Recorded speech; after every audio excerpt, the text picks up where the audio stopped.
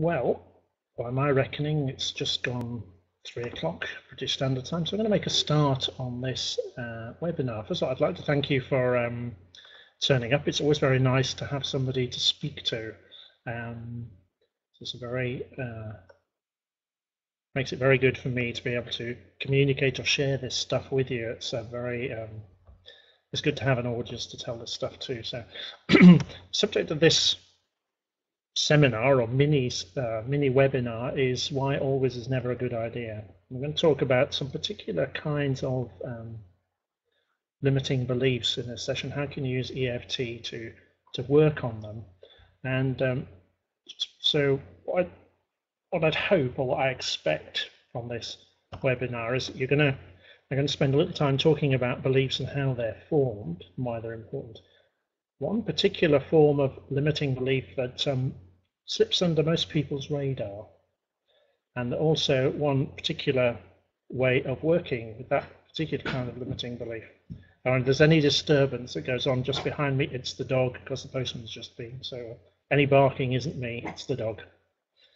Okay, what I'd like to do is also make my my little promise to you that the promise is a very modest results you can expect from this webinar. You're probably not going to get any richer, any thinner, or any more popular by listening to this webinar and using the techniques that I talk about here. I do like to think that it would make some kind of a difference to you, and that the webinar itself will be lots of good stuff with not too much padding. So with that in mind, without further ado, let's start with something that's rather obvious, and that life's complicated. Life is rather complicated. It's a huge world, and we're very small. We come into the world, and we have to try and make sense of everything that is going on in our experience. We have all these things that we see, that we hear, that we taste, that we smell, that we touch, that we feel internally. Enormous amounts of information coming into what amounts to a very, very small brain, really. And we have to do things to kind of manage that complexity, that enormous weight of information. And the way that we do that, well, the solution, the brain's solution to this problem, is to try and simplify things, to try and make things as simple as possible so that our limited brains can cope with stuff. And one way of simplifying things is to generalize from our experience. And that's to say, as we're growing up, the moment we're born, probably even before we're born, we're having experiences, excuse me, and we're kind of coming to conclusions about these experiences. We're kind of filtering them, we're kind of making sense of them, and coming up with explanations for things. So if we start with the agnostics question, is there a dog? The dyslexic agnostics question, is there a dog? We've probably all had experience of dogs, lots and lots of different dogs, all sorts of shapes and sizes and looks and attitudes and behaviors, and there's just a very tiny selection of dogs. And over time, we have a lot of different dog experiences, and we have a kind of mental shortcut for dogs. Something like the guy on the right. Kind of, we know that they've generally got a leg at each corner, mouth at one end, tail at the other. They can bark or yap, sleep a lot, chase things. So we have a kind of simplified idea of a dog, so that when somebody talks to us about dogs, we don't have to retrieve all the information about dogs, everything you need to know about dogs, all the different dogs we've known, all the different dogs we've had interactions with. We have a kind of an idea, a generalization. This is a dog. This is what dogs are usually like. This is how dogs behave. It's a kind of a simplification for us. So we only have to think of a dog and then apply that information to the dog that we see in front of us. Okay. So that's nice for our brains to simplify and analyze. It kind of makes things a lot simpler, more digested, a kind of very shorthand way of thinking about the world. But unfortunately, generalizations have side effects. And the first problem of generalization is the fact that it is simplifying a very complex world. To generalize something, you have to leave an awful lot of stuff out. You have to leave a lot of stuff out to come up with this very kind of shorthand view of things. So the generalization is usually a pale shadow of the world it represents. Pale shadow of the world it represents. It's very easy to believe that the generalization is in fact the world it represents. So these generalizations are kind of useful, but they have a kind of danger and they kind of leave stuff out, and they're not very accurate, or may not be very accurate about the world as it actually is. We kind of get fooled by our ideas of the world in comparison to what the world really is. Okay, so this generalization leads us to some one-word limitations. These are kind of very small, very common little limiting words, limiting beliefs that are rarely noticed. They're subtly limiting. They kind of occupy our minds, or make our minds less open and less flexible than they could be. And also one thing about them is they're very easy to change. So what are these one-word limitations? So I want you to meet the universals. And here's the first. It's the word always. So you might hear somebody say, I always get it wrong. So I always get it wrong. It's friend never. He never listens to me. And there's everybody. Everybody hates me. Nobody. Nobody pays any attention to me. Everything. Everything goes wrong. Nothing. Nothing I do seems to work. All men are selfish. So these are universals because they kind of assume that the statement is true across all time and all space. So they have a way of kind of being, they are universals in our experience. And although they're only one word, they're very powerful words. They have very powerful effect on our thinking. So the first consequence of using these always, never, maybe, everybody, somebody, all that kind of stuff, is they create mental blinkers. So for example, if you kind of often think to yourself, this will never work, it kind of puts the blinkers on. We'll be looking for signs that it's failing, whatever it is that's not working, is failing, and we're going to miss signs that it's working. Because these beliefs tend to be very self-fulfilling or self-sustaining, the brain will kind of leave out information that contradicts them. So it creates mental blinkers. That's the first problem. The second one is that it sets your expectations. So if your expectation is that all men are selfish, you will expect all men to be selfish. It's a kind of, so that's how you kind of greet the men in your world. You're going to be selfish. You have a kind of expectation that's how they're going to behave. And also your interactions are governed by that expectation. So it's possible to behave in ways that are can turn it into a self-fulfilling prophecy or fit in with that expectation. So rather than treating each man or woman or whoever it is on a one-to-one basis, it becomes your expectations are set for the interaction. And the third problem is it changes your behavior. Because if you have the feeling that nobody listens to you, then you might respond to that situation, that idea, in a couple of different ways. You might shout to be heard. You might be very, very determined, persistent, loud, first to try and get the message off, which sometimes, if someone's being very loud and determined trying to get a message, it can be very off-putting, and people can be put off and kind of actually move away from you and justify that idea that nobody listens to you. Or one other alternative is that if you think that nobody listens to you, you might just kind of withdraw into your shell and hide because nobody listens to you, so there's no point. in speaking. So although it's just one word, it has can have quite a powerful effect on your behavior. Okay, so let's do one in a little more detail. So let's imagine, excuse me, that we have the idea that everybody hates me. So what if this were true? Well, if you thought that everybody hates you, some things you might be would be you might be suspicious of everyone you met.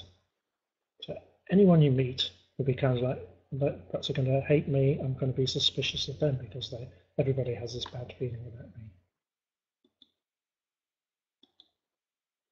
You might find yourself being on your guard with other people, because if everybody hates me, they may be going to do something that's unpleasant or unkind, so you may find yourself tense, suspicious, kind of holding yourself on alert or whatever bad thing's going to happen.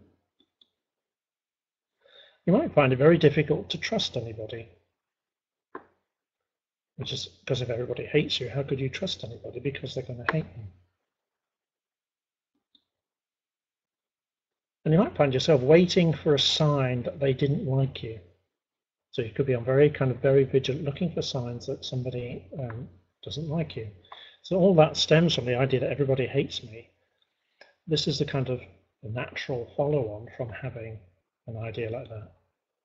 And finally, there might be many other things that go along with that, waiting, thinking that everybody hates me. It's me. But how can everybody hates me be true? How can it be true? Because this is planet Earth at the moment, and there are more than 7 billion people on Earth. In fact, there's 7,124,000,000 people on Earth. That's the number that came up yesterday when I looked at the answer to this. That is a lot of people. That's a lot of people. So if there are more than 7 billion people on Earth, how can the 99.99999% of people who have never met you hate you? I mean, they don't even know who you are. How could they possibly hate you? So just on a logical basis, you can see that the idea that everybody hates me can't be true. So if that's the way these things work, and in logic they're not very true, then how can we soften a universal? How can we soften one of these ideas? Well, the way to soften a universal, or one way to do it, is to search for the exceptions to the belief. Those are the exceptions that have been ignored or can't be seen. Because remember, if you have one of these ideas, you have blinkers on, so you tend to miss things.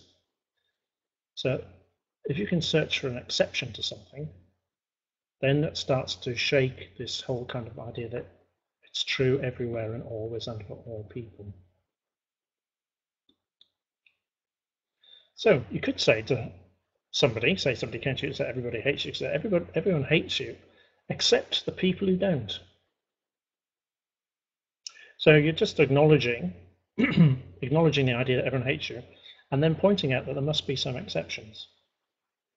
So it's a kind of invitation for somebody to go and look to, okay, so who are the people who don't hate me? And if only one person on the planet doesn't hate you, then that everybody or everyone hates you must not be true. It's not be true.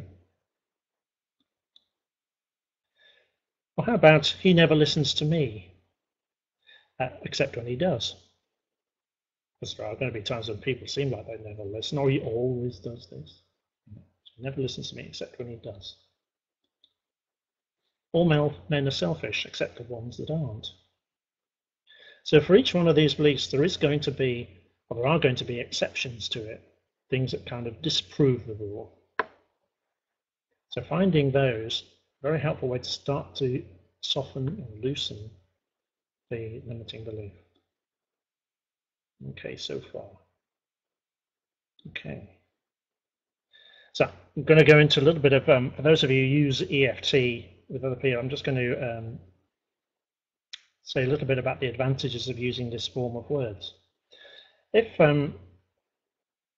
somebody came to me and said everybody hates me, and then I say to them, so it's like everybody hates me. Then the first bit actually acknowledges what they're feeling, what they're thinking.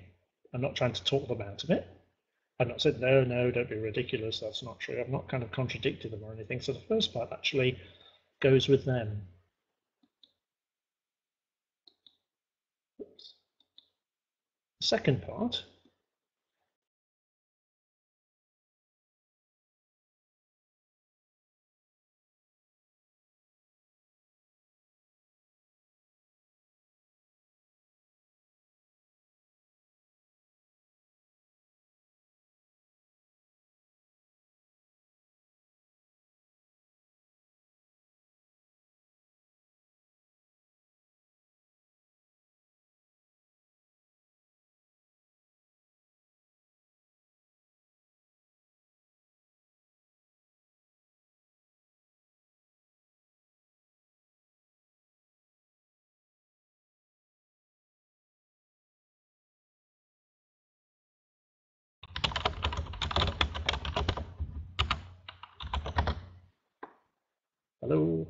hello. Have you got the sound?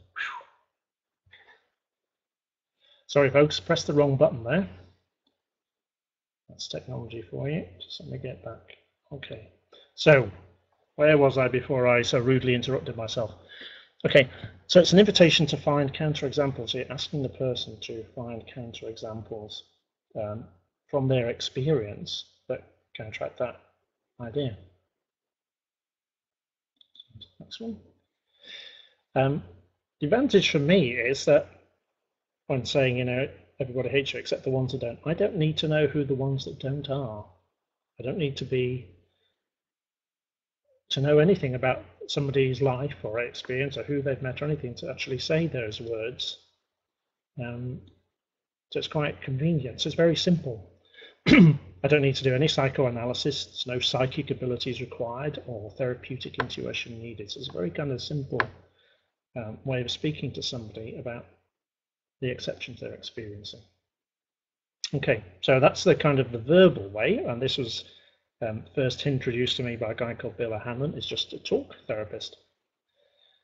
So it's made me think a little bit of how to make a good thing better, and that for any EFT, the answer is always going to be just add some tapping. So how can we add tapping to this mix? And I've done that, and I call it exception tapping because I'm not very original when it comes to fancy names for things.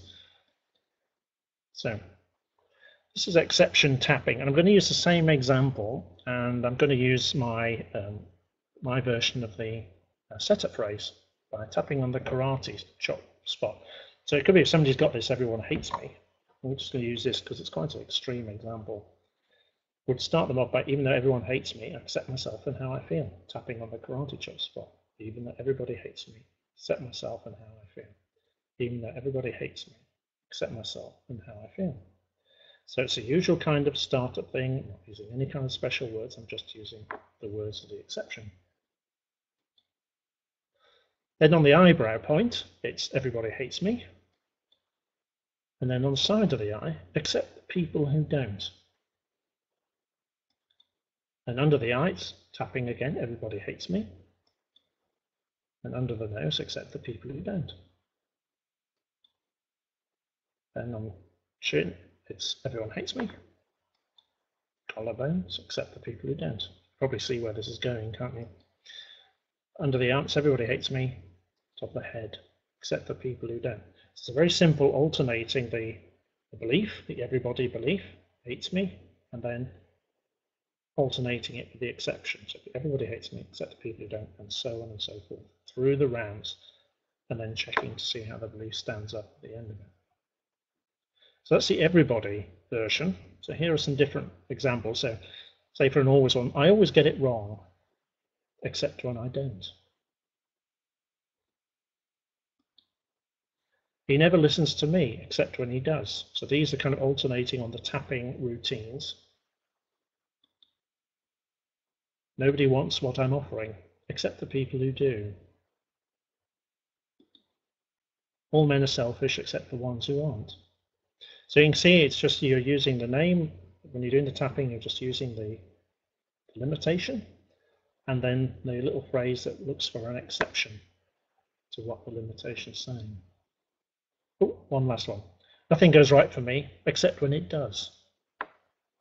So it's a very simple, straightforward pattern using the tapping. So how does the tapping help? First of all, the tapping on, if I do everybody hates me, just the tapping on that loosens the original belief.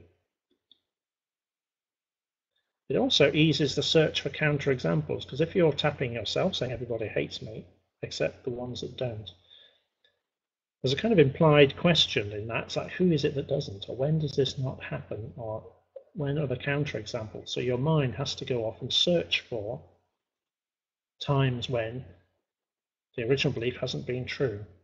So just by tapping on the points when you're doing this kind of allows the unconscious mind, gives the unconscious mind a little bit more room to maneuver and can let it search for and find counterexamples to the belief. So that's another way the tapping helps. And finally, the belief and the counterexample occurs right next to each other. So if I say, tapping on the eyebrow point, everybody hates me, and then I tap on the other side, except the people that don't, those two things happen very close in time, which means there's not enough time for the conscious mind to come up with an argument against it. Those two ideas are fed in to the system very close together and have a chance to do some work to change things. Okay, so far. The technical bits is just to help people who actually use this with other people, just to understand a little bit about where I'm going with this. Okay, so here's the format. How to use exception tapping. Number one, identify the belief.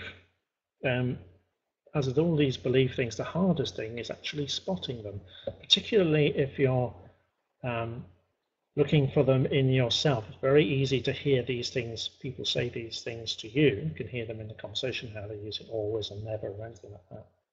It's quite hard to spot them in yourself, but if you can, that's very helpful. So the first step, identify the belief.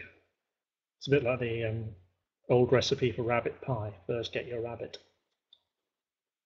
Say the phrase out loud. So this everybody hates me, or this never works, or I'm always in trouble, whatever it is. Good to score from 0 to 10. I should say 0 to 10, not 0 to 1.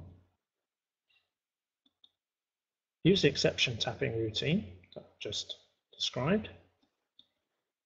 At the end of the phrase, say out loud the belief statement again. Everybody hates me. What's the score? Now, it could be just completely gone, or it could be changed a little bit.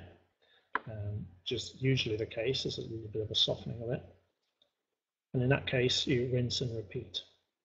It's a very simple process, finding the belief, testing it, using the exception tapping routine, testing it again, and if necessary, going back and repeating the process as many times as you need to get it done. Clear so far? So, okay, everything okay for you? Any questions so far? If you just type them in the little chat box if you have a question, and I can get to them.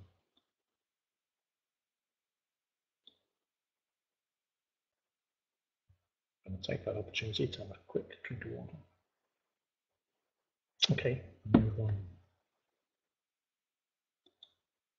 Okay, so if you use this process, thanks for that, I'm glad it's clear. If you use this process on these kind of universals, the nevers, the always, the everybodies, you get several benefits. First of all, you get clearer perceptions because you're taking away the blinkers, or kind of opening out the blinkers, so you can see more or perceive more of what's actually going on in the universe. So you're not running with blinkers, you're not missing out on stuff. So you get clearer perceptions, particularly in the issues or the areas that you're tapping on. You get more flexible thinking because you're not running this kind of black and white thinking thing. It's either working or it's not working, it can't work, all the rest of it.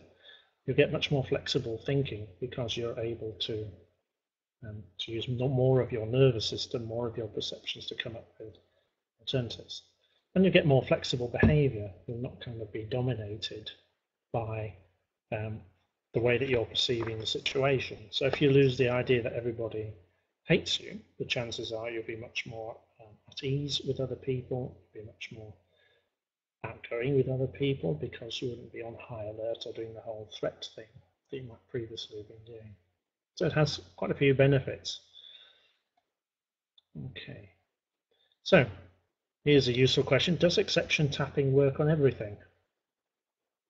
And that's to say every universal. And the answer is yes, it works on everything except when it doesn't. I've got to stick my neck out and say, make a bold statement that nothing works on everything. I realize I'm getting into a paradox with that, but I think the exception tapping works with these limiting beliefs that have been picked up in a kind of casual way over time. So if you're thinking, nothing ever works for me, that kind of stuff, then tapping on that belief using exception tapping may very well help things out. If you've got everybody hates me, it may also work for you. It may take a little bit more time tapping.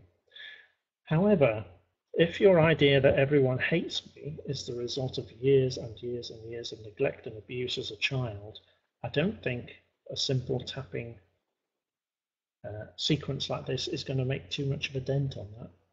That's a lot of stuff to process. That's a lot of stuff to work through, and the everyone hates me is a kind of outgrowth of that kind of experience, that kind of situation. So much as it would be nice for one kind of 2-line tapping routine to work on that, I think in those situations it's not going to do it. And if that's the case, then you just move on to something else. But I'm a great fan of doing the simplest thing that could possibly work. And this is a very simple way to get started on all those nevers and alwayses and all the rest of it. Okay, so what next? So here's a question, which you might not be able to answer just yet. It's, how often do you use words like always, never, everybody, nobody, and so on and so forth? So it might be worth making a little kind of note to yourself so you can do some personal practice. So when you find yourself thinking or saying one of these words, take a few moments to tap it out, to give yourself more personal freedom and flexibility. So actually use the opportunity of noticing just to run through a few rounds of this process to soften up that. Because it's a very quick process, might even go down to just 1 or 2 rounds of tapping. You can use it quite quickly to kind of loosen up your thinking. The difficulty with these kind of tasks, or one of the difficulties I find, is like the word flips into consciousness and then the idea that I should tap on it disappears as other things come into view. So it's worth either making a note, I actually said this, and kind of reviewing it later, getting back to it later and tapping it later. And just another useful thing to do is to pay attention to when other people are saying it. You hear what people say to you, or they may have their favorite kind of way of speaking about things, like you never listen to me, or you're always on Facebook, or all sorts of things that people say to each other. And kind of allow you to tune into these kind of statements. So it's a very useful, kind of very simple self-development technique that has wide-ranging benefits, I think, but will progress in a kind of a subtle way. Okay, I'm going to do a shameless plug. So I apologize for this. I'm going to stand on my shameless plug soapbox. My good friend Masha Bennett and I are running a one-day workshop devoted to working with limiting beliefs using EFT. And that workshop will be in York in November, Saturday, November the 16th in 2013 in York, in the north of England. If you're at all interested in using EFT to identify and change limiting beliefs, then I heartily recommend this. I mean, of course, I would heartily recommend it. You can find out more by visiting www.changeyourmindwitheft.co.uk and find out all about it. Okay, that's probably enough gratuitous advertising for one webinar. It's a lot shorter than most webinars I've listened to. Okay, that's just about it for this one. I'll invite you to type in if you have any questions or you want to make any comments or points about this, I'll be happy to answer them. Just to say, the next webinar, because this webinar has been kind of sliced in two, will be all about can'ts and shoulds, and ways you or other people say to you or yourself things like, I can't do this, or I shouldn't do this, or I should do this, or I must do that. This is all about using EFT to undo those can'ts and shoulds. And it'll be another kind of half hour. So hopefully, I hope you found this interesting and useful, and have enjoyed the shorter format. Okay, you're very, very welcome. Good content on there. So I'm going to leave you with this, because somebody who's obviously given a lot of thought to these things has obviously decided to decorate their garage door with this kind of message. So I'm going to close off now, unless you have any questions, and the recording for this presentation will appear as quickly as their software comes up with it, and I'll send out a link to everybody who's been on the presentation and used the presentation. Hope to see some of you next time. Thank you for attending. It's an interesting challenge for me to explain things, which I greatly appreciate it. So it's lovely to see you all, and bye-bye for now, I think. Thanks.